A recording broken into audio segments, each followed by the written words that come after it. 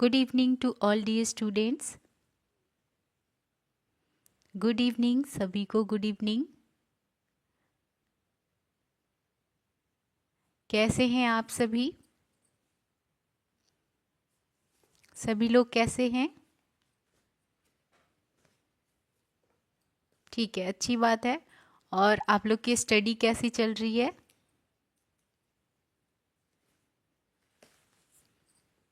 ठीक है। जैसा कि जो आप लोग बोल रहे हो कि आज क्लास में सर नहीं है, तो इसका ये रीज़न है कि आप लोग के लिए ही कुछ काम से सर आज क्लास नहीं ले पा रहे हैं। उनकी जगह पे मैं Sujata Sharma BSc nursing complete कर चुकी हूँ और आज की क्लास को मैं ही लूँगी। तो सभी लोग आ जाइए, फिर हम क्लास को स्टार्ट करेंगे। सभी को गुड इवनिंग। हाँ, आज सर नहीं आए हैं। आज का क्लास मैं लूँगी और कल से आप लोग को फिर से सर क्लास लेंगे।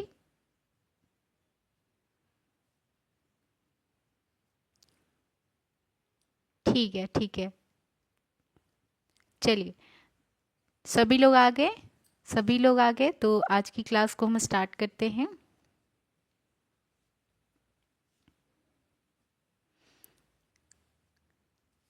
चलिए, आज की क्लास में हम लोग चैप्टर 4 का जो मानव प्रजनन तंत्र है, ह्यूमन रिप्रोडक्टिव सिस्टम, उसके बारे में आज की क्लास में हम पढ़ेंगे और समझेंगे। सबसे पहले आप सभी ये बताइए कि प्रजनन तंत्र क्या होता है या मानव प्रजनन तंत्र क्या होता है। सभी लोग बताइए, प्रजनन तंत्र क्या होता है?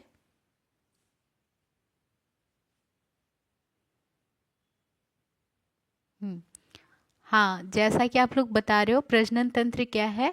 जिसमें कि जनन करने की जो मतलब क्षमता है, उन सभी पूरे मतलब जो पार्ट है, ऑर्गेन है, अंग है हमारे शरीर का, उसे हम प्रजनन तंत्र कहेंगे, है ना।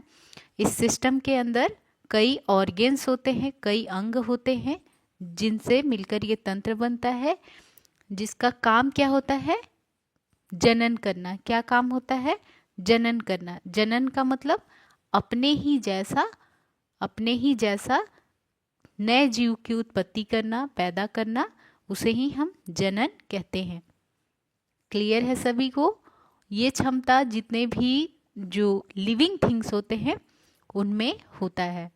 मानव के अंदर होने वाले जनन क्षमता को और जनन के जितने भी अंग हैं, ऑर्गेन्स हैं, जैसे कि गर्भाशय हो गया, फीमेल के अंदर गर्भाशय हो गया, और ओवरी हो गया, फैलोपियन ट्यूब, इस तरह से जो ये अंग हैं, ऑर्गेन्स हैं, इन सभी से मिलकर जो सिस्टम बना है उसे ही हम ह्यूमन रिप्रोडक्टिव सिस्टम कहते हैं।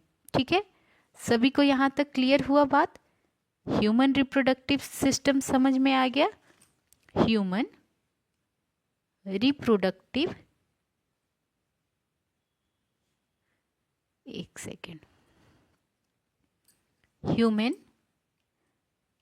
Reproductive system.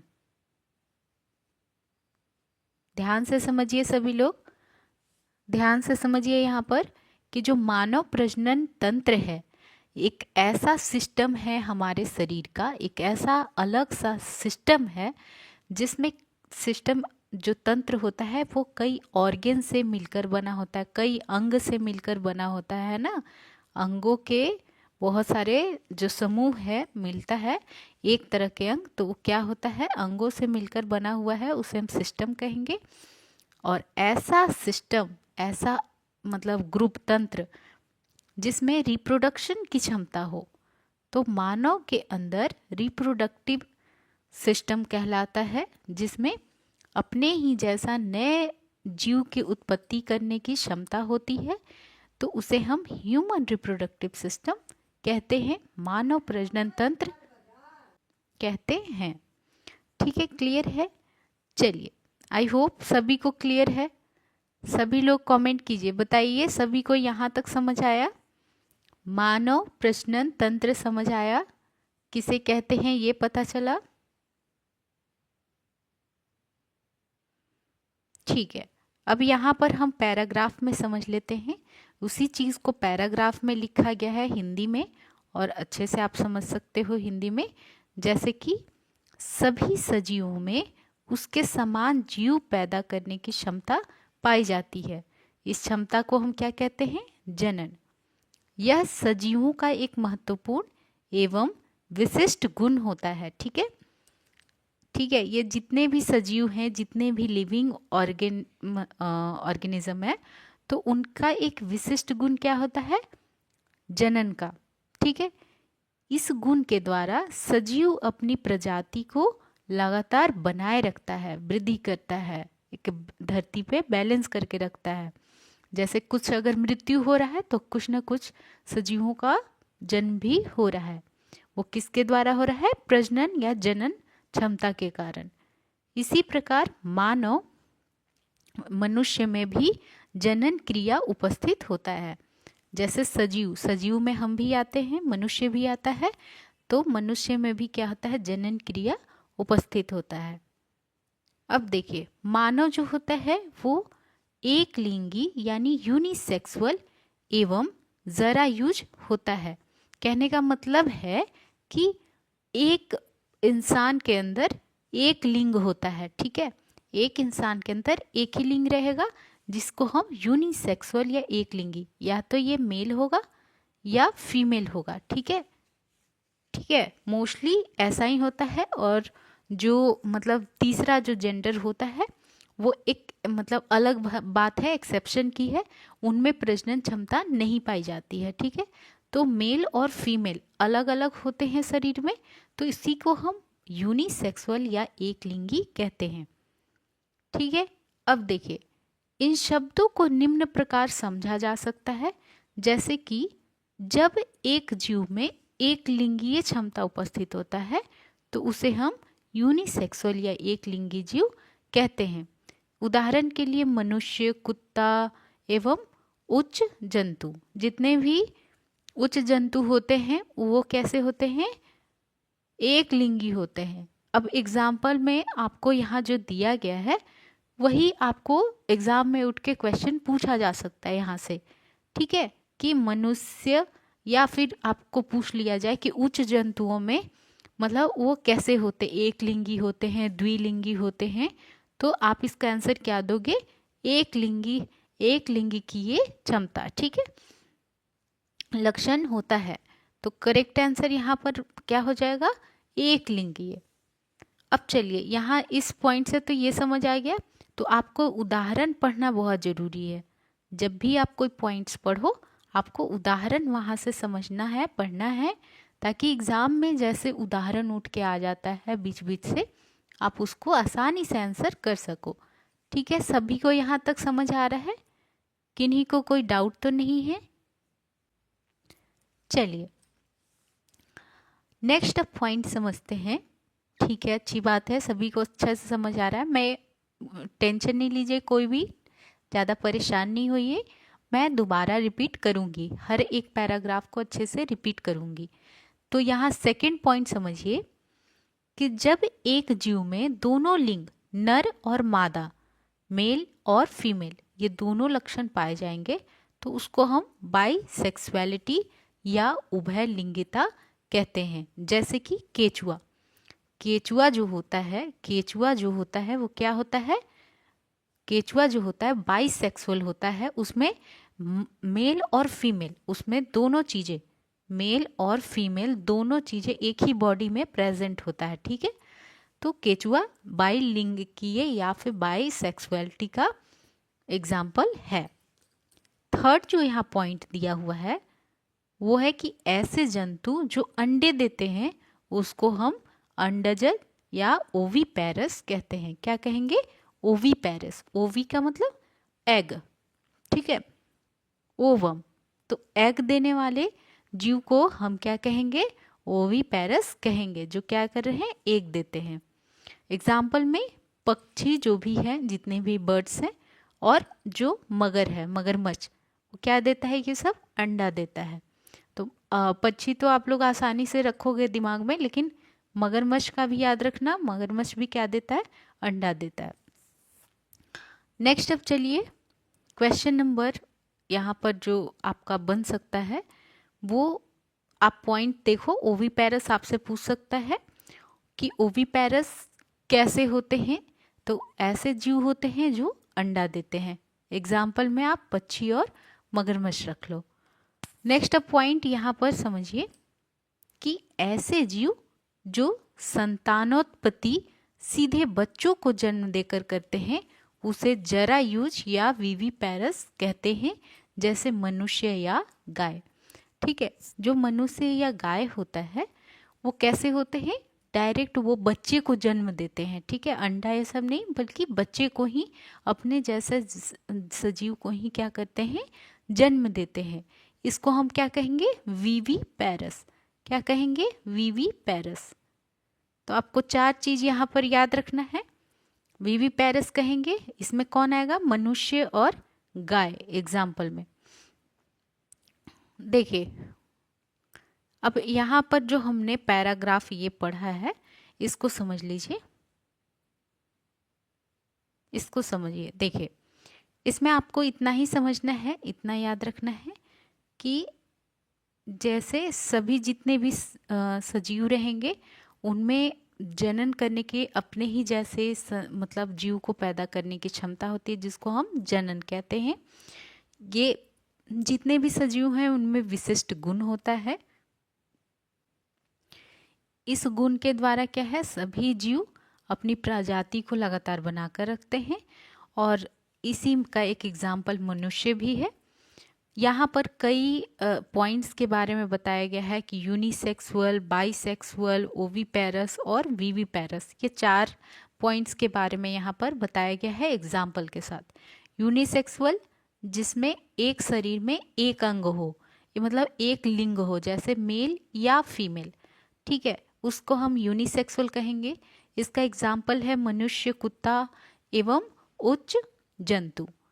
बाइसेक्सुअल का मतलब क्या होगा, जैसे एक ही बॉडी के अंदर क्या होगा, मेल और फीमेल दोनों होगा, मेल और फीमेल दोनों होगा, उसको हम क्या कहेंगे, बाइसेक्सुअल। इसका उदाहरण में क्या आ जाएगा, केचुआ। तीसरा है ओवीपेरस। ओवी का मतलब जो अंडा देता हो, जैसे पक्षी और मगरमच्छ। और 4th पॉइंट है हमारा विविपेरस, यानी कि जो अपने जैसा मनुष्य को ही मतलब सीधा बच्चे को जन्म देता हो, जैसे कि गाय और मनुष्य। क्लियर है सभी को ये चारों पॉइंट्स? चारों पॉइंट्स अगर एग्जाम में आ जाता है तो आप अच्छे से आसानी से आंसर कर लोगे। अगर एग्जाम्पल के साथ पूछ देता है तो कमेंट कीजिए, सभी लोग कमेंट कीजिए, सभी लोग कमेंट करके बताइए।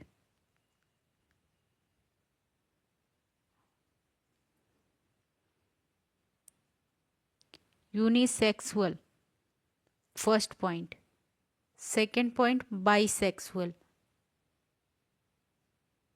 थर्ड पॉइंट ओवीपेरस, और 4th पॉइंट विविपेरस।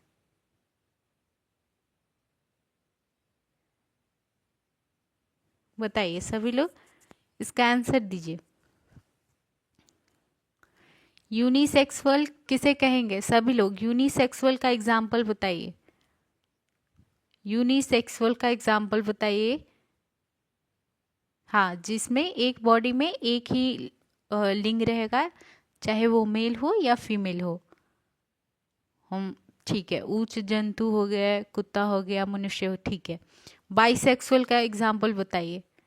बाइसेक्सुअल का एग्जाम्पल क्या हो जाएगा, केचुआ, है ना, एक ही शरीर में मेल और फीमेल दोनों रहेगा। हाँ ठीक है, ओवीपेरस, ओवीपेरस के बारे में बताइए, ओवीपेरस के बारे में बताइए। ओवीपेरस का क्या एग्जाम्पल रहेगा, बिल्कुल पक्षी, ठीक है, और मगरमच्छ, मगर, है ना, ये क्या करते हैं, अंडा देते हैं। ओवीपेरस में ओवम यानी एग, अंडा देना। और 4th क्या हो जाएगा, विविपेरस। 4th क्या होगा, विविपेरस, विविपेरस में क्या होता है, जो अपने जैसे ही मनुष्य को जन्म देते हैं, ठीक है, जैसे कि मनुष्य और गाय, ठीक है, ह्यूमन और काऊ, गाय। क्लियर है चारों पॉइंट्स? ठीक है, तो ये पहला पैराग्राफ आपका हो गया। अब चलिए अब समझते हैं यहाँ पर रिप्रोडक्टिव सिस्टम में मेल और फीमेल, ठीक है। जैसे रिप्रोडक्टिव सिस्टम जो होता है, ह्यूमन रिप्रोडक्टिव सिस्टम, शॉर्ट में लिख रही हूँ, समझने का कोशिश कीजिए आप लोग।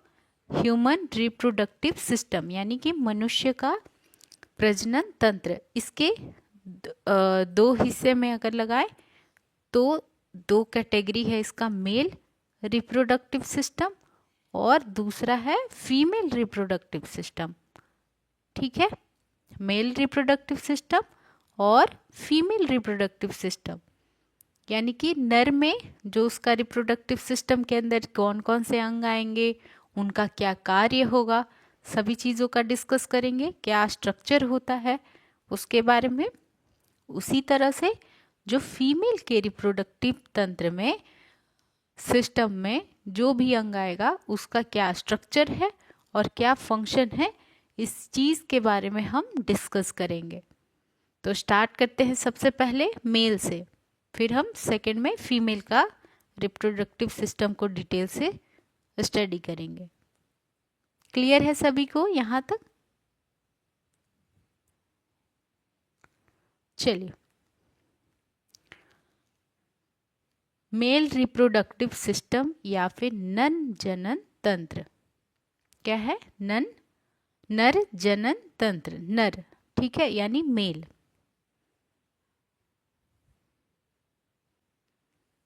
चलिए अब हम नर जनन तंत्र के बारे में समझते हैं।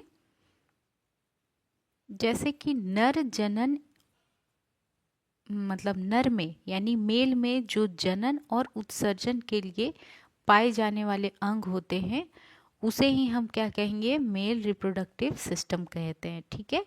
उसको इस तरह से यहाँ पर बताया गया है कि कौन कौन से अंग होते हैं। यहाँ पर नर प्रजनन तंत्र का वर्णन निम्नलिखित अंग शामिल हैं। कौन कौन से अंग होते हैं? मेल में स्क्रोटम यानी कि वृषण कोश, टेस्टिस यानी वृषण, सेमिनल वेसिकल और पेनिस और एसेसरी ग्लैंड्स, ठीक है। ये सभी जो ऑर्गन है, अंग हैं, इनसे ही मिलकर जो तंत्र बना है, जो सिस्टम बना है, उसे हम मेल रिप्रोडक्टिव सिस्टम कहते हैं, ठीक है। तो अब हम एक एक करके इन सभी अंगों के बारे में अच्छे से पढ़ेंगे कि इसकी क्या संरचना है और क्या काम है शरीर के अंदर।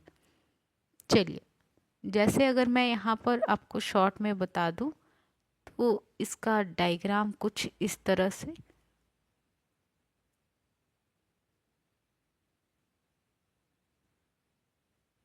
ठीक है, ये हो गया। ये यहाँ पर ब्लैडर होता है, ब्लैडर के ऊपर घूम कर आता है, ठीक है। तो ये जैसे आप देख सकते हो, ये हो गया पेनिस, ये हो गया स्क्रोटम, जिसके अंदर क्या होता है? इस अंडकोश के अंदर टेस्टिस होता है, ठीक है। मेन जो ऑर्गन होता है, मेन जो अंग है मेल रिप्रोडक्टिव सिस्टम का, वो टेस्टिस है। कौन सा है? टेस्टिस है। अब समझिए, यहाँ पर सबसे पहले हम यहाँ समझेंगे स्क्रोटम के बारे में, ठीक है, अंडकोश के या वृषण कोश के बारे में समझेंगे, ठीक है। देखिए, इसको इंग्लिश में हम स्क्रोटम कहते हैं। वृषण कोश एक थैली नुमा संरचना होती है। कैसी होती है? एक थैली के जैसा संरचना होता है जो नर में शिश्न के नीचे स्थित होता है, ठीक है। यानी कि पेनिस के नीचे क्या होता है? अंडकोश, या फिर इसको हम जो वृषण कोश कह रहे हैं, ये क्या होता है? पेनिस के नीचे होता है। ये जैसे ये संरचना है, इसके नीचे में, इसके जस्ट नीचे में क्या होता है? यहाँ पर स्क्रोटम होता है, ठीक है। ये कैसा होगा? डार्क कलर का होगा, डार्क पिगमेंटेड। कैसा होगा? गहरे रंग का होगा, गहरे रंग का होगा, डार्क पिगमेंटेड होता है। ठीक है। इसके अलावा इसमें 2 कक्ष होते हैं। कितने कंपार्टमेंट्स होते हैं, कितने कक्ष होते हैं? इसमें 2 कक्ष होते हैं। ठीक है, जिसमें हर एक कक्ष में एक वृषण होता है, एक टेस्टिस होता है। ठीक है, जैसे अगर आगे से देखा जाए तो ये कुछ इस प्रकार से संरचना में होता है, थैली के जैसा, जिसके अंदर ये वृषण जो है उपस्थित होता है। हर एक थैली में एक वृषण होता है, यानी टोटल कितने कंपार्टमेंट में ये बट गया? 2, एक लेफ्ट साइड, एक राइट साइड। अब देखिए, जिसमें प्रत्येक एक वृषण स्थित होता है। कितने होते हैं? एक थैली के अंदर एक वृषण होता है। नेक्स्ट है कि ये पेशी युक्त होते हैं। कैसे होते हैं? इसमें मसल्स होते हैं, पेशिये होते हैं, जो लगातार पेशीय गति दर्शाते हैं। कैसा दिखाते हैं? मतलब उसमें क्या होता है? संकुचन और फैलाव देखने को मिलता है। संकुचन, इस थैली में संकुचन और फैलाव देखने को मिलता है। ठीक है, इसे ही हम पेशीय गति कहेंगे। इसके अलावा इसका जो मेन काम होता है, स्ट्रक्चर आपको समझ में आ गया। इस थैली के बारे में आपने क्या जाना? सबसे पहले संरचना की अगर बात करें तो ये कहाँ पर उपस्थित है? ये एक थैली नुमा संरचना है, वृषण के नीचे उपस्थित होता है। नर के वृषण, मतलब इसमें नर के वृषण होते हैं, डार्क पिगमेंट होता है, गहरे रंग का होता है। इसमें 2 कक्ष होते हैं और हर एक जो थैली है उसमें एक वृषण होता है और इसमें लगातार पेशीय गति होता है, यानी कि संकुचन और फैलाव होता है। संकुचन और फैलाव देखने को मिलता है। ठीक है, इसका कार्य क्या है? अब हम समझेंगे कि इसका कार्य क्या है। इसका क्या कार्य होता है कि ये जो है वृषण को उदर गुहा से बाहर बनाए रखता है। क्या करता है? पेट से, मतलब जो इंसान का शरीर है, जैसे इस प्रकार से बॉडी है, तो ये शरीर के बाहर होता है। क्या होता है? शरीर से बाहर होता है। बाहर क्यों होता है? ताकि यहाँ पर एक अनुकूल तापमान मिले और शरीर का जो तापमान है उससे 2 सेल्सियस यहाँ पर कम रहेगा, तभी शुक्राणुओं का निर्माण पॉसिबल है, तभी स्पर्म प्रोडक्शन हो पाएगा, तभी शुक्राणु बन पाएंगे, वरना नहीं बन पाता है। तो इस टेम्परेचर को मेंटेन रखने के लिए ही जो अंडकोश होता है, जो थैली है, वृषण थैली है, ये शरीर से बाहर है, नीचे है। ठीक है, ये कितना डिग्री कम रहता है यहाँ का तापमान शरीर से? 2 से 3 डिग्री सेल्सियस। बहुत ही इम्पॉर्टेंट है, ये चीज़ याद रखना। 2 से 3 डिग्री सेल्सियस जो है, ये आपको याद होना चाहिए कि इतना जो है टेम्परेचर वृषण का कम होता है शरीर से। ठीक है, तो या आपको यहाँ से एग्ज़ाम में क्या पूछ सकता है, इसके संरचना और इसके काम से रिलेटेड क्या क्वेश्चन आ सकते हैं वो देख लीजिए। कि वृषण कोश या फिर द स्क्रोटम जो है, इससे आपको पूछ सकता है कि मतलब इसमें कितने कंपार्टमेंट हो सकते हैं, कितने कक्ष होते हैं? तो इसमें कितने होते हैं? 2 होते हैं। टोटल कितने? 2 होते हैं। इसमें किस तरह का हमें गति देखने को मिलता है? पेशीय गति। कैसी गति होती है? पेशीय गति, संकुचन और फैलाव। इसमें क्या देखने को मिलता है? संकुचन और फैलाव। याद रहेगा? सभी को अच्छे से क्लियर हो रहा है? ध्यान देकर सभी लोग कमेंट अभी नहीं करना है, जब पूछूंगी तब बताना है। ठीक है, सभी लोग अच्छे से हाँ ध्यान दीजिए, मैं रिपीट करूंगी। जिन्हें भी डाउट हो रहा है, जिन्हें भी थोड़ा भी प्रॉब्लम है, मैं दोबारा से इसको रिपीट करूंगी। आप लोग यहाँ कॉन्सेंट्रेट कीजिए समझने पे। बिल्कुल ठीक है। चलिए, तो ये 2 चीज़ यहाँ से आपको क्वेश्चन पूछा जा सकता है। अगर हम बात करें इसकी कार्य का, जो वृषण थैली है उसकी कार्य मेन यही होता है कि ये मतलब 2 से 3 डिग्री तापमान कम रखता है, जिसके वजह से शुक्राणु का निर्माण हो पाता है। ठीक है, स्पर्म के प्रोडक्शन काम मतलब करने के लिए जो वृषण है उसका तापमान 2 से 3 डिग्री कम होने के लिए इस थैली में वृषण को शरीर से बाहर मतलब रखा जाता है। तो यहाँ से आपको ये चीज पता होना चाहिए। चलिए, सभी को समझ आ गया वृषण थैली के बारे में। अब दूसरा जो अंग की बात करें वो है वृषण, टेस्टिस। ठीक है, ये क्या है? थैली है। इसके बारे में हमने पढ़ लिया अभी। अब हम पढ़ेंगे इस टेस्टिस के बारे में। ठीक है, जैसे ठीक है, अब हम क्या किसके बारे में पढ़ेंगे? इस टेस्टिस के बारे में। चलिए समझते हैं। इसमें देखिए, वृषण या टेस्टिस, इसकी स्थिति की अगर बात करें तो वृषण जो है उदर गुहा से बाहर स्क्रोटम में यानी वृषण थैली में होता है। इसका जो मेन कारण है वो है शुक्रजनन, यानी जो शुक्राणु का प्रोडक्शन के लिए ही ये क्या होता है? उदर गुहा से बाहर होता है। ठीक है, ताकि एक कम तापमान पे अच्छे से शरीर के जो जितना तापमान है उससे कम तापमान पे अच्छे से शुक्राणु को प्रोडक्शन किया जा सके। ठीक है, तो ये इसका मतलब कारण हो गया स्क्रोटम के अंदर टेस्टिस के रहने का। अब संरचना की अगर बात करें तो प्रत्येक जो वृषण है, कितने वृषण होते हैं? दो होते हैं। अगर हम हर एक वृषण की बात करें तो उसकी जो लंबाई है वो कितना होगा? 4.5 सेंटीमीटर। कितना होगा? दूसरा कलर ले लेती हूँ। 4.5 सेंटीमीटर। ठीक है, 4.5 सेंटीमीटर इसकी लंबाई होगी।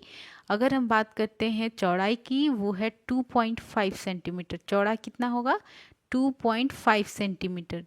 और थिकनेस की बात करें, मोटाई की बात करें तो ये कितना होता है? 3 सेंटीमीटर। ठीक है, 3 सेंटीमीटर। तो ये इसका लंबाई, चौड़ाई और मोटाई हो गया, जो कि आपको याद होना चाहिए। ठीक है, यहाँ से ही आपको क्वेश्चन आएगा, ये चीज़ आपको याद होना चाहिए। इसकी लंबाई कितना है, चौड़ाई कितना है और मोटाई। देखिए 4.5, 2.5 और 3। ठीक है, 3 सेंटीमीटर याद रहेगा। 4.5, 2.5 और 3 सेंटीमीटर लंबाई, चौड़ाई और मोटाई, थिकनेस। ठीक है, चलिए अब इसकी संरचना में हम जब देखते हैं तो इसका कितना स्तर से ये बना होता है? टोटल 3 स्तर से मिलकर बना होता है। कितने स्तर से? टोटल 3 स्तर से मिलकर बना होता है। कौन कौन सा स्तर है, कौन कौन सा लेयर है वो समझिए।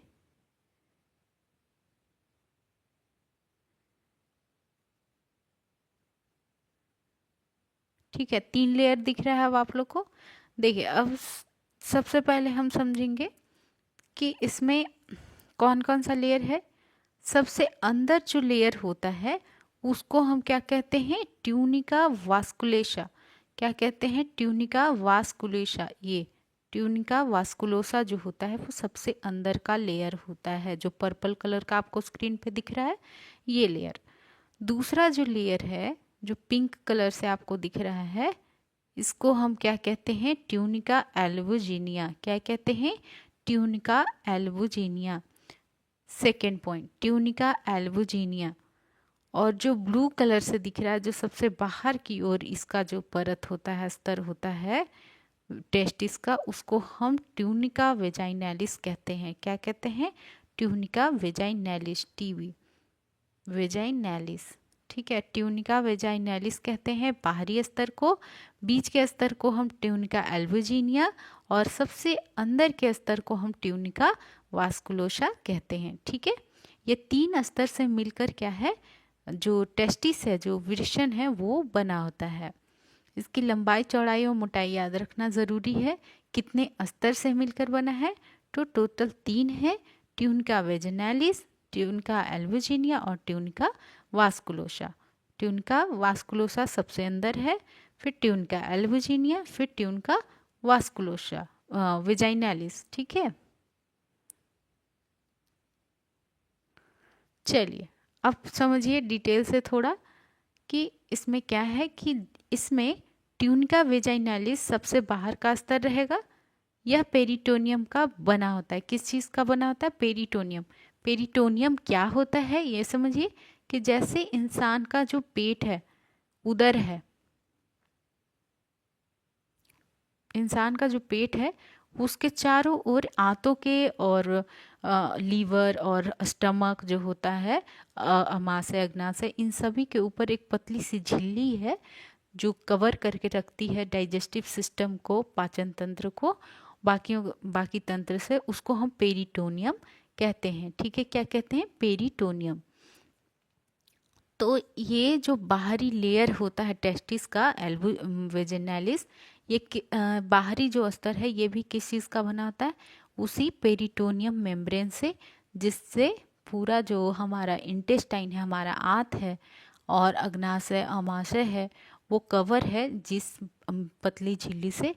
उसी पतली झिल्ली से टेस्टिस का बाहरी हिस्सा भी बना होता है जिसे हम ट्यूनिका वेजिनालिस कहते हैं। ठीक है, अच्छे से समझ आ रहा है सभी को? पहला लेयर अच्छे से समझ में आ गया?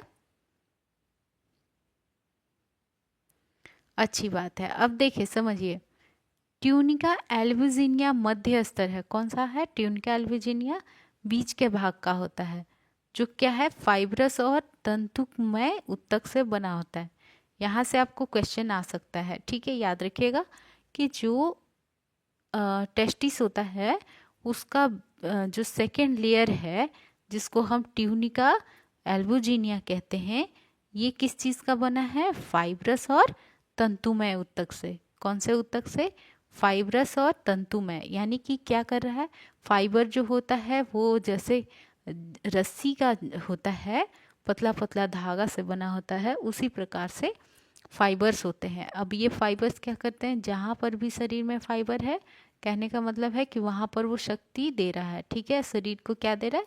शक्ति दे रहा है, स्ट्रेंथ दे रहा है। तो इसलिए जो ये ट्यूनिका एल्बुजिनिया होता है, सेकेंड लेयर जो है, ये क्या करता है? इसके अंदर जो स्क्रोटम, मतलब टेस्टिस के अंदर का जो पार्ट है, उसको बाहर से क्या कर रहा है? प्रोटेक्ट करके रखता है। ठीक है, अब देखिए, यह वृषण को 200 से 300 खंडों में विभाजित करता है। ये जो आपको सेकेंड लेयर दिखा है, ये सेकेंड लेयर जो है वो 200 से 300 खंडों में इस प्रकार से विभाजित करता है। ये एक खंड हुआ, ये दो खंड, ये तीन खंड, इस तरह से ये पूरे टेस्टिस को विभाजित करता है। कितने? 200 से 300 खंड या पार्ट में। ठीक है, लोब्यूल्स में, लोब्यूल्स में। ठीक है, अब क्लियर है? अब देखिए, जो ट्यूनिका, हमने दो लेयर पढ़ लिए, ट्यूनिका एल्बुजिनिया और ट्यूनिका वेजाइनालिस। अब हम तीसरा जो अंदर का लेयर है वो पढ़ेंगे, जिसको हम ट्यूनिका वास्कुलोसा कहते हैं। अब ये जो ट्यूनिका वास्कुलोसा है, ये सबसे अंदर का लेयर है। क्या है? सबसे अंदर का लेयर है। ये देख रहे हो, सबसे अंदर का ये लेयर है। इसको ही हम, अंदर के लेयर को ही हम ट्यूनिका वास्कुलोसा कहेंगे। इसका जो मतलब इसमें जो महीन कैपिलरी रहेगा, उसका जाल बिछा होता है। इसमें क्या है? पतले छोटे छोटे महीन जो ब्लड, हमारे ब्लड वेसल्स हैं, जिसको हम क्या कहते हैं? कैपिलरी कहते हैं। ये कैपिलरी का मतलब, कैपिलरी का मतलब क्या है? जो जैसे हमारा वेन होता है, आर्टरी होता है, उसी प्रकार जब यही वेन और आर्टरी पतले पतले और वेसल्स में बढ़ जाते हैं, जहाँ से जो ऑक्सीजन है, कार्बन डाइऑक्साइड और न्यूट्रिएंट्स और फ्लूइड का आदान प्रदान सेल तक, कोशिकाओं तक होता है, तो उस एरिया को हम कैपिलरी कहते हैं, उस पार्ट को हम कैपिलरी कहते हैं। तो यहाँ पर क्या होता है? जो सबसे अंदर का लेयर है वास्कुलोसा, इस लेयर में क्या होता है? छोटे छोटे और महीन कैपिलरी के जाल होते हैं। यानी काफ़ी, बहुत ज़्यादा क्या होता है यहाँ पर? कैपिलरी होता है। बहुत ज़्यादा क्या होता है? ब्लड का सप्लाई होता है। ठीक है, तो ये तीन लेयर के बारे में आपने समझ लिया। ठीक है, सभी को क्लियर है? देखिए, इनके साथ ही वृषण में वाहिका तंत्र यानी डक्ट सिस्टम भी उपस्थित होता है। कैपिलरी के साथ साथ ही जो पूरा वृषण के अंदर जितने भी डक्ट्स जाते हैं, वो किस में होते हैं? ट्यूनिका वास्कुलोसा में। इसके सबसे जो अंदर का लेयर है टेस्टिस का, उसी के अंदर बहुत सारे डक्ट के सिस्टम होते हैं। जिसमें मतलब कई डक्ट ऐसे कौन कौन से डक्ट होते हैं, इसमें होते हैं सेमनीफेरस ट्यूब्यूल्स। कौन से होते हैं? Seminiferous tubules. पहला डक्ट याद रखिए सेमनीफेरस ट्यूब्यूल्स। ठीक है, इसके अलावा होता है इपीडिडाइमस, और ऊपर जब जाएगा तो इपीडिडाइमस में बटेगा। ठीक है, तो अब समझिए कि जैसे मैं अगर आपको यहाँ पर डायग्राम बता दूं तो देखिए ये क्या हो गया, ये हो गया स्क्रोटम। ठीक है, वृषण थैली। वृषण थैली के अंदर क्या होता है? टेस्टिस होता है, वृषण होता है। अगर हम वृषण की बात करें, सिर्फ इसकी बात करें, तो इसको अगर हम देखें जूम करके तो क्या दिखेगा हमको? ये क्या है? ये क्या है? अब टेस्टिस, ये क्या है? टेस्टिस। ठीक है, इसमें कितने लेयर होते हैं? 3। सबसे अंदर कौन सा होता है? ट्यूनिका वास्कुलोसा। वास्कुलोसा का मतलब ही क्या है? जहाँ वेसल्स हो। ठीक है, क्या हो? वेसल्स हो। वेसल्स यानी जो जितने भी रक्त की नलिकाएं हैं वो। तो इसमें इसीलिए बहुत सारे कैपिलरी होते हैं। क्या होते हैं? बहुत सारे यहाँ पर कैपिलरीज होते हैं, बहुत सारे पतले पतले महीन से एक ट्यूब जैसा संरचना है जिसको हम कैपिलरी कहेंगे। सेकेंड लेयर कौन सा होता है? Tunica albuginea. और पहला जो बाहर लेयर होता है जो पेरिटोनियम का ही बना होता है उसको हम ट्यूनिका वेजाइनैलिस कहते हैं। वेजाइनैलिस कहते हैं। क्लियर है?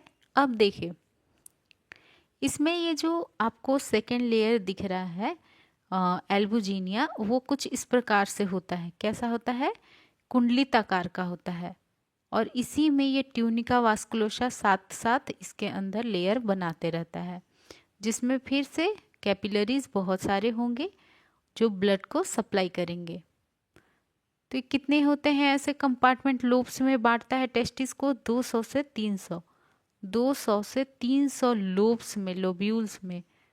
ठीक है, ये जो है टेस्टिस को इस तरह से डिवाइड करता है। ठीक है, बांटता है 1 2 3 4 इस प्रकार से लोब्स मतलब एक भाग पार्ट बना देता है टेस्टिस का। ठीक है, क्लियर है सभी को यहाँ तक? चलिए, हाँ, तो ये तीनों आपको, तीनों जो इसके लेयर हो गए समझ में आ गया? सभी को क्लियर है? ठीक है, अब देखिए इसमें महीन कैपिलरी का जाल है जो मतलब सेकेंड लेयर है। ठीक है, जो सबसे अंदर का लेयर है। हाँ, अब इसमें क्या है कि इसमें वृषण के वाहिका तंत्र होते हैं, बहुत सारे डक्ट सिस्टम होते हैं, जिसमें एक होता है सेमनीफेरस और द इपिडिडाइमिस। सेमनीफेरस ट्यूब्यूल्स क्या होते हैं? जैसे कि एग्जाम्पल का अगर हम बात करें तो ये है एक लोब। ठीक है, ये क्या है? एक लोब है, एक भाग है जिसमें इस तरह से, इस प्रकार से ऐसे कुंडलित आकार में, कुंडलित पार्ट में ही क्या है, बहुत सारे यहाँ पर डक्ट होते हैं जिसको हम सेमनीफेरस ट्यूब्यूल्स कहते हैं। इसको हम क्या कहते हैं? सेमनीफेरस ट्यूब्यूल, एसटी कहेंगे शॉर्ट में। ठीक है, ये संरचना आपको मैं यहाँ पर अगर दिखाऊं इस कंपार्टमेंट में, तो इस प्रकार से पतले पतले ट्यूब्स बने होते हैं जिसको हम सेमनीफेरस ट्यूब्यूल्स कहते हैं। ठीक है, तो देखिए ये जो महीन वाहिकाएं होती हैं, पतले पतले ट्यूब्स होते हैं, उसमें ही शुक्र जनन होता है। इसी में क्या बनता है? स्पर्म बनता है। हर एक खंड में 2 से 3 होता है सेमनीफेरस ट्यूब्यूल्स। जैसे 200 से 300 ऐसे ऐसे खंड बनेंगे टेस्टिस के अंदर, और फिर एक खंड के अंदर 3, 2 से 3, जैसे यहाँ 200 से 300 है खंड, तो ये लोब की बात हो गई। अगर 2 से 3 पूछेगा तो ये ट्यूब की बात हो गई। इसके अंदर पतले पतले इस तरह से 2 से 3 ट्यूब होते हैं। इसी ट्यूब में क्या हो रहा है? स्पर्म बन रहा है, शुक्राणु बन रहा है। अब देखिए इस नलिकाओं के बाहर अंतराली कोशिका या इंटरस्टिशियल सेल पाई जाती है। इसमें ट्यूब्स में क्या होता है? सेमनीफेरल ट्यूब्स में इसमें इंटरस्टिशियल सेल्स पाया जाता है। ठीक है, जिनसे टेस्टोस्टेरोन हार्मोन का स्रावण होता है। इससे ये जो सेल्स पाया जा रहा है इंटरस्टिशियल सेल्स, ये क्या सिक्रीट करता है, कौन सा हार्मोन निकालता है? टेस्टोस्टेरोन। आपने सुना होगा मेल में ये सबसे ज़्यादा इम्पोर्टेंट हार्मोन है, मेल जिसको मेल हार्मोन कहते हैं। ये टेस्टोस्टेरोन बहुत इम्पॉर्टेंट होता है, जो मेल में उसके जो वॉइस है, जो शरीर का डेवलपमेंट है, दाढ़ी मूंछ जो आता है, वो सभी इसी हार्मोन के कारण होता है। ठीक है, तो टेस्टोस्टेरोन का स्राव कहाँ से होता है? जो इस ट्यूब के अंदर सेल लगे होते हैं, यानी कि इंटरस्टिशियल कोशिकाएं होती हैं, तो अंतराली कोशिकाएं, इसी से टेस्टोस्टेरोन निकलता है। यह सभी नलिकाएं आपस में जुड़कर वृषण से बाहर निकलती है। ठीक है, जैसे ये है, इसके अंदर बहुत सारे ट्यूब, 3 ट्यूब हो गए, 2 से 3 ट्यूब, ये आपस में जुड़कर वृषण से बाहर निकालेगा, जिसको हम क्या कहते हैं? इपीडिडाइमस। इसी को हम क्या कहेंगे? इपीडिडाइमस। ठीक है, इसी को हम क्या कहते हैं? इपीडिडाइमस कहते हैं। तथा अब इपीडिडाइमस की अगर बात करें तो इसको हम हिंदी में अधिवृषण कहेंगे। और इपीडिडाइमस में क्या होता है? ये कॉमा की तरह होता है। कैसा होता है? वृषण से निकलते ही सब जो निकलते हैं इस तरह से, ये एक कॉमा की तरह होगा। ठीक है, एक कॉमा की तरह होता है। ठीक है, कुंडलित नलिकाएं, इसमें बहुत सारे कुंडलित नलिकाएं होंगी जो कॉमा की शेप में होगा। और ये नलिका इसके बाद जो वृषण के शीर्ष होते हैं से पूंछ भाग तक फैली होती है, शीर्ष से पूंछ भाग तक। ठीक है, ये क्या है? इस तरह से इसके शीर्ष से, यहाँ शीर्ष से पूंछ तक फैली होती है। और तब जाकर ये जैसे कि यहाँ से निकलकर ऐसे, ठीक है, ये कॉमा की तरह हुआ शेप, इस तरह से बाहर निकलता है। ठीक है, क्लियर है? इसे ही हमने क्या कह दिया? इपीडिडाइमस डाइमस। नेक्स्ट चलिए, इसमें शुक्रवाहिनी या वास डिफरेंस का निर्माण होता है। बाद में ये क्या बन जाता है? इस तरह से जब ये मतलब कुंडलित संरचना, कॉमा संरचना के बाद जब ये निकलता है, तो इस ये जैसे निकल रहा है, इसको हम वास डिफरेंस कहते हैं। और आपने देखा होगा कि जो वैसेक्टमी होता है मेल में, परमानेंट जो मतलब जैसे परमानेंट अगर हम क्या करते हैं मेल के अंदर, मतलब क्या करते हैं, इसी ट्यूब को कट कर दिया जाता है ताकि जो स्पर्म प्रोडक्शन है वो नहीं हो, यहाँ से ही रुक जाए और फीमेल प्रेग्नेंट ना हो। ठीक है, तो ये परमानेंट कॉन्ट्रासेप्टिक मेथड में आता है वैसेक्टमी, जिसमें इस वास डिफरेंस को, जो ये निकल रहा है ये ट्यूब, इसी को कट कर दिया जाता है, वास डिफरेंस को। ठीक है, अब देखिए यहाँ तक संरचना में हमने समझ लिया। अब हम कार्य समझेंगे। लेकिन अब चलिए दोबारा से वृषण का जो टेस्टिस का जो मतलब संरचना है, स्थिति है, उसका समझ लेते हैं। चलिए, इसमें क्या क्या पॉइंट आपको याद रखना है? इसकी स्थिति कहाँ होती है? इसकी स्थिति, अब चलिए सभी लोग कमेंट कीजिए, सभी लोग कमेंट कीजिए, वृषण की या टेस्टिस की कहाँ पर होती है स्थिति? स्क्रोटम के अंदर। ठीक है, कहाँ होती है? स्क्रोटम के अंदर। ऐसा क्यों? कारण क्या है कि स्क्रोटम में मतलब हो रहा है, पेट से बाहर है? क्योंकि शुक्र जनन के लिए कम टेम्परेचर चाहिए, और उसके लिए शरीर से बाहर ही जो स्क्रोटम होता है उसी में ये टेस्टिस होता है। ठीक है, कितना डिग्री सेल्सियस? 2 से 3 डिग्री सेल्सियस। ठीक है, कम होता है। ओके, अब चलिए संरचना की बात करेंगे, टेस्टिस की संरचना की बात करेंगे। इसकी लंबाई अगर हम देखें तो वो देखिए, ये लंबाई कितना होता है टेस्टिस का? 4.5, 4.5 सेंटीमीटर लंबाई। चौड़ाई की बात करेंगे तो ये 2.5 सेंटीमीटर।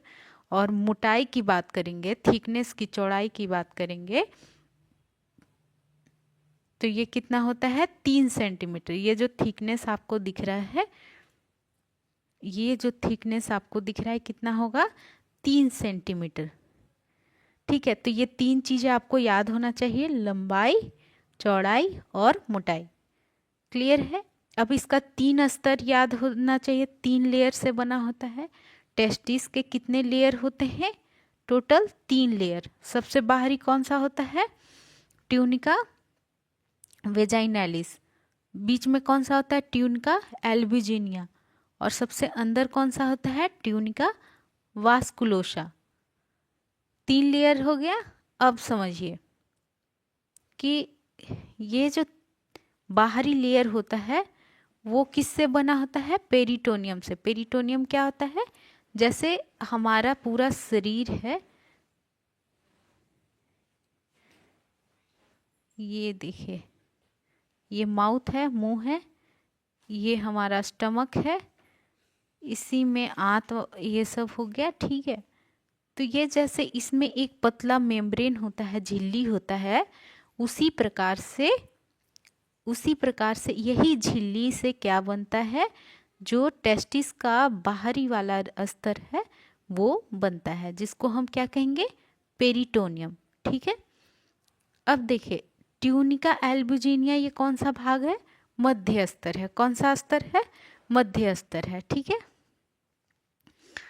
और यह फाइब्रस या तंतुमय ऊतक से बनता है। किस चीज से बनेगा, तंतुमय ऊतक से बनता है, फाइब्रस से बनता है। ट्यूनिका एल्बुजिनिया दूसरा लेयर का बात हो रहा है, किससे बनेगा, याद रहेगा, फाइब्रस या तंतुमय ऊतक से। और इसके अंदर कितने खंड बट जाएंगे, ये टेस्टिस को, पूरे टेस्टिस को इस तरह से लोब्स में 200 से 300 खंड में बांट देगा। ठीक है, ये देख रहे हो, एक खंड में डिवाइड हो गया, कितना, 200 से 300। ठीक है, याद रखिएगा, ये बहुत इंपॉर्टेंट है।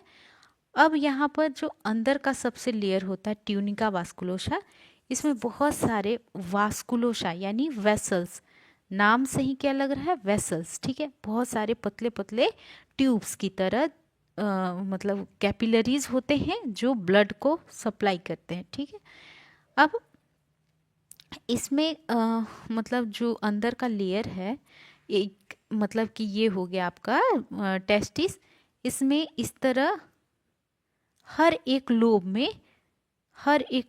2 से 3 सेमनीफेरस ट्यूब्यूल होता है। क्या होता है, पतली पतली महीन ट्यूब्यूल होते हैं कुंडलित आकार में, 2 से 3 होता है। इसी में क्या बनता है, स्पर्म बनता है।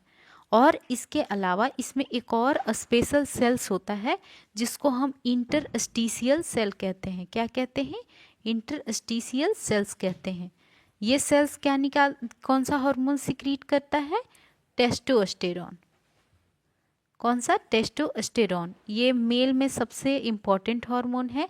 इसी हार्मोन के कारण मतलब जो मेल होते हैं, नर होते हैं, उनमें जो मूछ दाढ़ी है, गले की आवाज़ है, जब वो प्यूबर्टी हो जाता है 14 साल से ऊपर, 12 साल से ऊपर, तब उनमें इस हार्मोन के कारण ही जो मतलब एक मेच्योरिटी, धीरे धीरे फिजिकल मतलब फिजिकल ग्रोथ होने लगता है। ठीक है, तो यहाँ पर जो आपको कुंडलित आकार में सेमनीफेरस ट्यूब्यूल्स इस लोब के अंदर दिख रहा है, यही मेन है। यहीं पर स्पर्म भी बन रहा है, यहीं से एक स्पेशल सेल्स के द्वारा ये हार्मोन भी सिक्रीट हो रहा है, जो कि आपको याद रखना बहुत ज़रूरी है।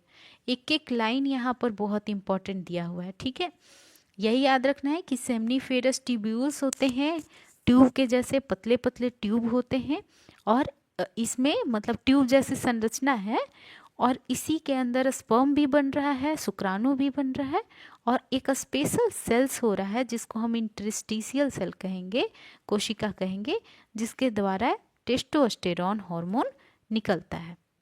क्लियर है, सभी को अच्छे से समझ में आ गया। ठीक है, बहुत अच्छी। हाँ, सब लोग ध्यान से देखिए, मैं रिवीजन ही कर रही हूँ, हाँ दोबारा बता रही हूँ। चलिए, तो ये सभी फिर नलिकाएं मतलब जो ट्यूब निकले, ये सेमनीफेरस ट्यूब्यूल एक एक की अगर हम बात करें तो कितने होते हैं, 3 होते हैं, 2 से 3।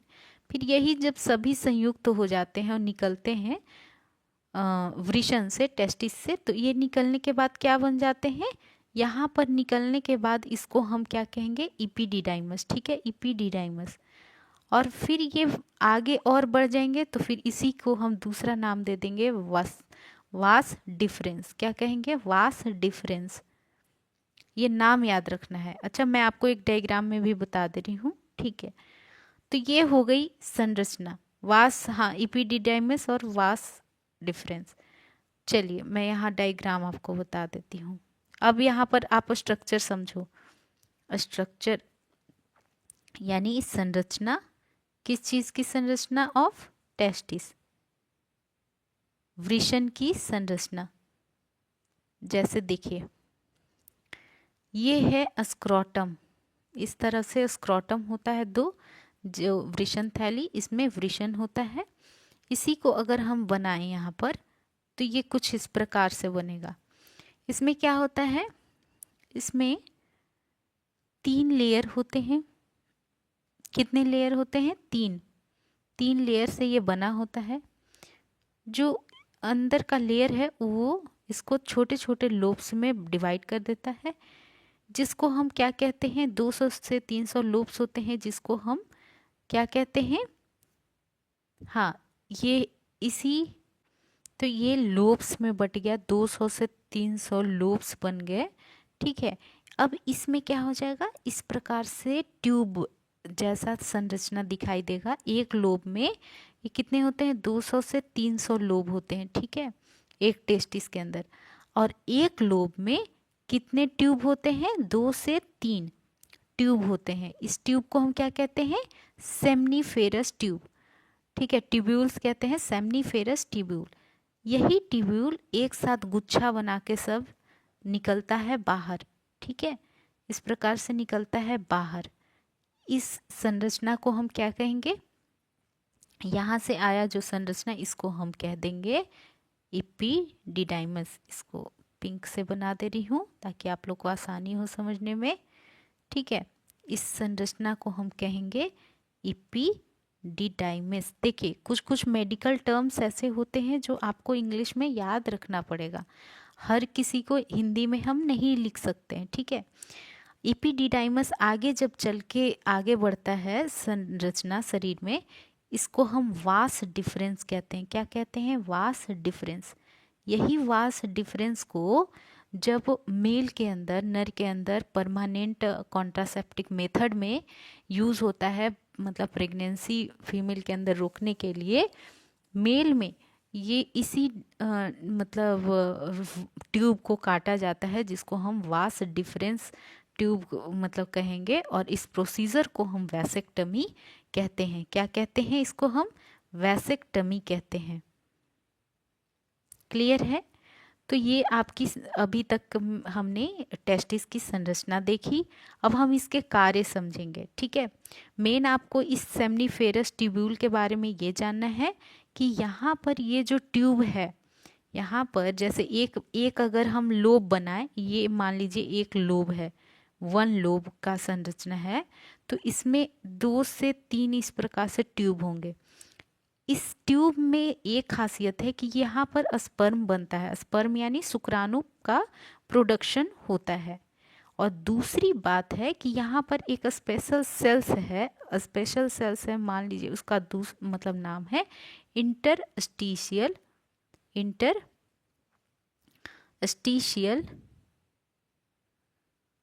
सेल्स, जिससे क्या सिक्रीट होता है, एक हार्मोन सिक्रीट होता है, जिसको हम क्या कहेंगे, टेस्टोस्टेरोन। क्या कहेंगे इसको हम, टेस्टोस्टेरोन। और मेल के अंदर मतलब नर के अंदर टेस्टोस्टेरोन ही क्या करता है, जो शरीर में जितना प्यूबर्टी के बाद 12 साल 14 साल के बाद शारीरिक ग्रोथ का यही रिस्पॉन्सिबल होता है। जैसे दाढ़ी मुछाना, आवाज़ में परिवर्तन, शारीरिक मांसपेशियों में परिवर्तन। ठीक है, तो ये चीज़ें देखने को मिलता है टेस्टोस्टेरोन के कारण। आई होप आपको यहाँ तक अच्छे से समझ में आ गया है। क्लियर है? बताइए, अब हम कार्य समझ लें।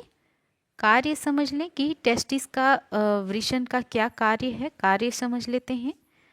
चलिए, बहुत बढ़िया। कार्य में देखिए, कार्य में ये है कि वृषण एक नर जननांग होता है जिसमें स्पर्मेटोजोआ का निर्माण होता है। स्पर्मेटोजोआ क्या होता है? जो टेस्टिस का, जो स्पर्म यानी शुक्राणु का जो सबसे पहला स्टेज होता है, फर्स्ट स्टेज होता है, पहला स्टेज होता है, उसको हम क्या कहते हैं?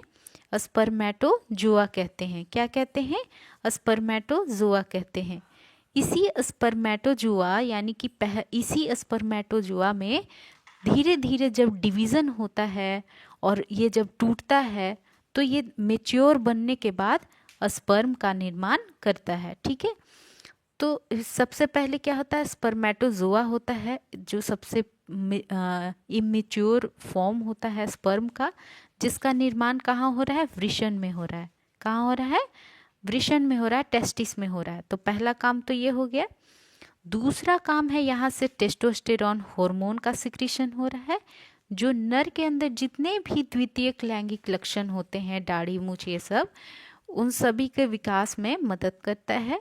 और तीसरी बात कि टेस्टोस्टेरॉन हार्मोन जो होता है वो एफएसएच यानी फॉलिकल स्टिमुलेटिंग हार्मोन के साथ मिलकर स्पर्म का प्रोडक्शन जो है और ज़्यादा करता है और बढ़ा देता है। ठीक है, तो स्पर्म के प्रोडक्शन को और ज़्यादा तेज करने के लिए यहाँ पर एफएसएच यानी फॉलिकल स्टिमुलेटिंग हार्मोन और टेस्टोस्टेरॉन ये दोनों ही मिलकर काम कहाँ करता है?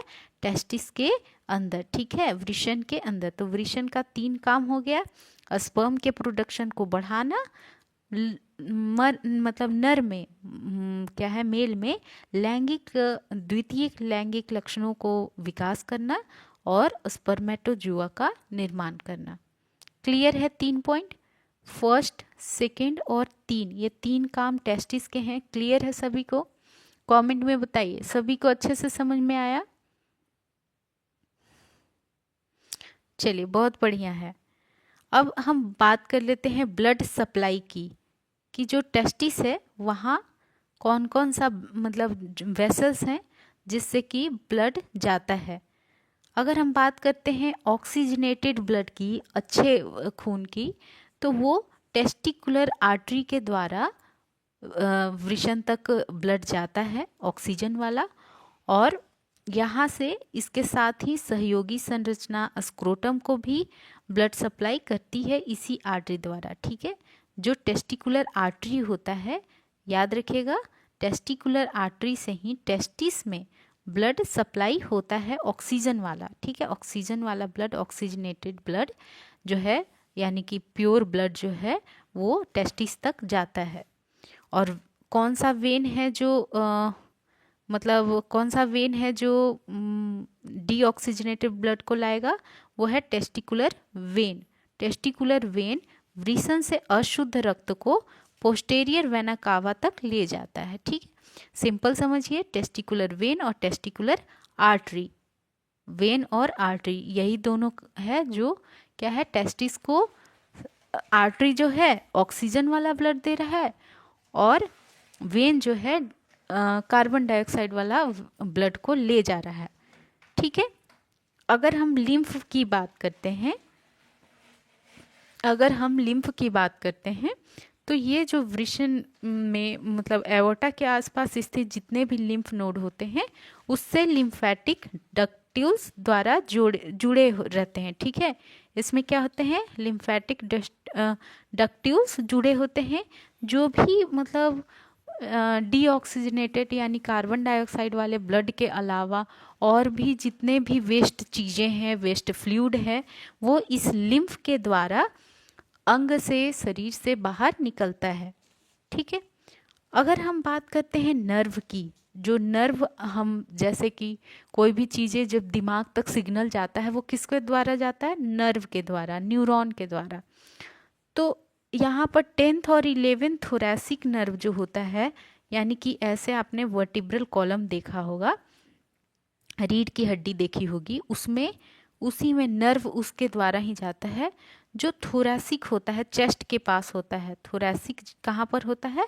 जो हमारा चेस्ट के पीछे जस्ट जो मतलब रिब्स होते हैं, थोरैसिक। इसी थोरैसिक नर्व के द्वारा, इसी थोरैसिक नर्व के द्वारा सिग्नल जो है ब्रेन तक जाता है। कहाँ का? टेस्टिस का। कहाँ का? टेस्टिस का, वृषण का। तो वृषण का नर्व कहाँ, किसके द्वारा दिमाग तक जाता है? थोरैसिक नर्व के द्वारा। तो तीन चीज आप मेन याद रखो, नर्व रखो, आर्टरी और वेन। टेस्टिस के लिए है इसलिए टेस्टिकुलर आर्टरी। जो आर्टरी का क्या काम होता है? धमनी का। धमनी का काम होता है कि ऑक्सीजन वाले ब्लड को कैरी करना, ऑक्सीजन वाले ब्लड को कैरी करना, ठीक है, शरीर में हर अंग तक पहुंचाना। तो टेस्टिकुलर आर्टरी। अगर हम टेस्टिकुलर वेन की बात करें तो वेन का क्या काम होता है? सीरा का क्या काम होता है कि जो मतलब इम्प्योर ब्लड होता है, गंदा खून होता है जिसमें कार्बन डाइऑक्साइड की मात्रा अधिक है, तो उस ब्लड को उस अंग से, टेस्टिस का अगर बात हो रहा है तो टेस्टिस से लेकर वो मतलब लंग्स तक जाएगा प्यूरिफाई करने के लिए। किसके द्वारा जाएगा? टेस्टिकुलर वेन के द्वारा जाएगा। दो चीज़ याद रखिए यहाँ तक। और तीसरा ये याद रखना है, नर्व कौन सा है जो सिग्नल ब्रेन तक ले जाएगा? न्यूरॉन। वो है 10th और 11th थोरैसिक नर्व। कौन सा है?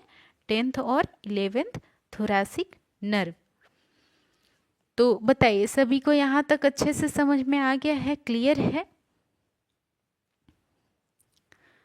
सभी को अच्छे से समझ में आ रहा है? हाँ तो अच्छा चलिए एक बार यहाँ पर फिर से आप समझ लो। देखिए यहाँ पर आप समझिए हमने आज क्या क्या पढ़ा है, ठीक है। अभी आज के लिए हम लोग इतना ही रखते हैं और एक बार रिवीजन कर लेते हैं। आज की क्लास में हमने मानव प्रजनन तंत्र के बारे में समझा कि क्या होता है प्रजनन तंत्र, जिसमें हम अपने ही जैसे नए जीव की मतलब पैदा या उत्पन्न करने की क्षमता रखते हैं। और इसमें हमने कुछ ऐसे पॉइंट्स, ऐसे हमने कुछ पॉइंट्स देखे जैसे कि यूनिसेक्सुअल, बाइसेक्सुअल और ओवीपेरस और वीवीपेरस, इन चारों के बारे में समझा है ना। इसके अलावा हमने अब स्टार्ट कर दिया रिप्रोडक्टिव सिस्टम, जिसमें हमने मेल और फीमेल दो कैटेगरी देखा, मेल और फीमेल, ठीक है। अब मेल के बारे में हमने ये देखा कि इसके कौन कौन से अंग होते हैं। मेल के अंदर स्क्रोटम होता है और स्क्रोटम के अंदर टेस्टिस होता है। इसमें ही फिर क्या होते हैं? सेमिनल, मतलब ये आगे चल के हम देखेंगे, सेमिनल वेसिकल होता है, उसके आगे पेनिस होता है, ठीक है, और एसेसरी ग्लैंड्स होते हैं। तो हम एक एक करके इन सभी ऑर्गन्स के बारे में पढ़ेंगे।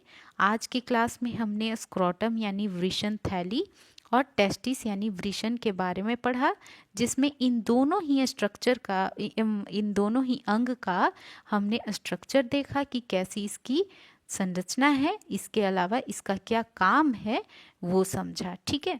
यानी function and structure, anatomy and physiology, दोनों चीज़ों को देखी स्क्रोटम और टेस्टिस का, ठीक है।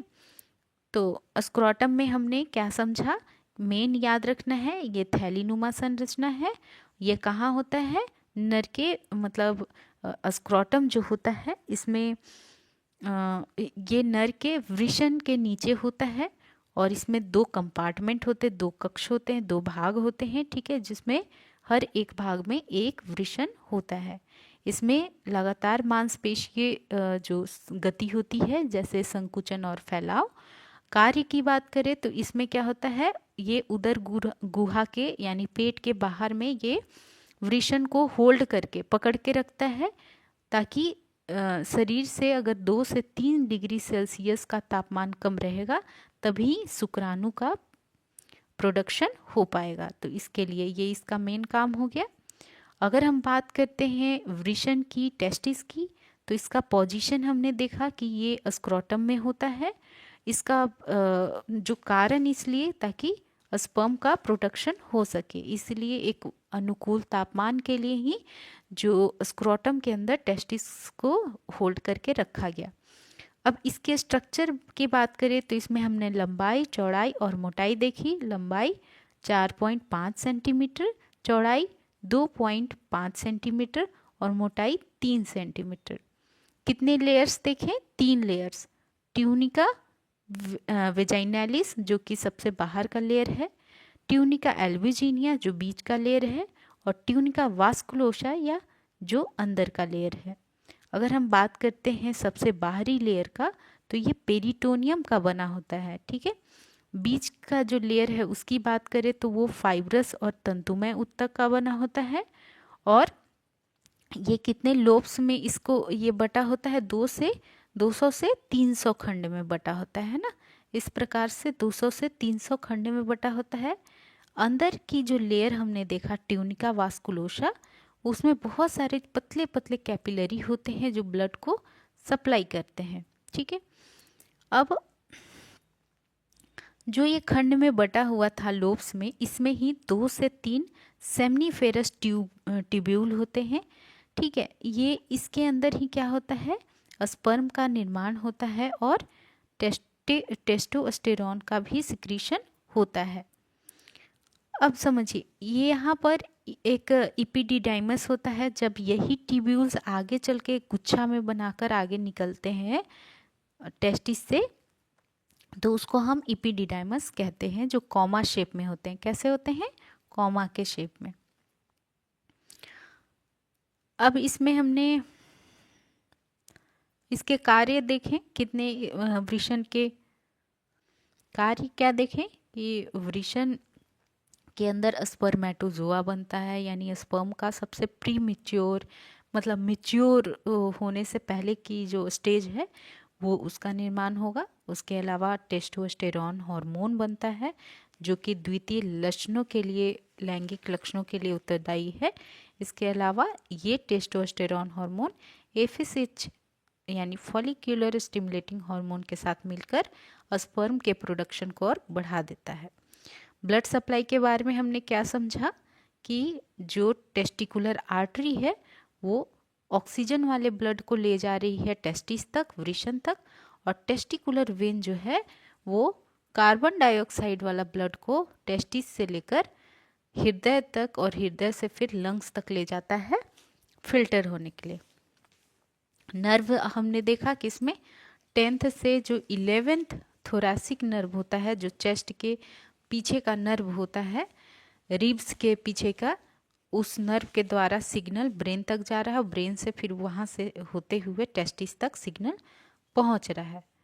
तो हमने आज की क्लास में इतना ही पढ़ा है, और जो काफ़ी इम्पॉर्टेंट है 2 पॉइंट्स, स्क्रोटम और टेस्टिस कंप्लीट हो गया। अब आप लोग सभी लोग बताइए कि आप सभी को अच्छे से समझ में आया या नहीं? कोई भी डाउट तो नहीं है? किन्हीं को भी कोई भी डाउट तो नहीं है? हाँ, सभी लोग कमेंट कीजिए, किन्हीं को कोई डाउट तो नहीं है?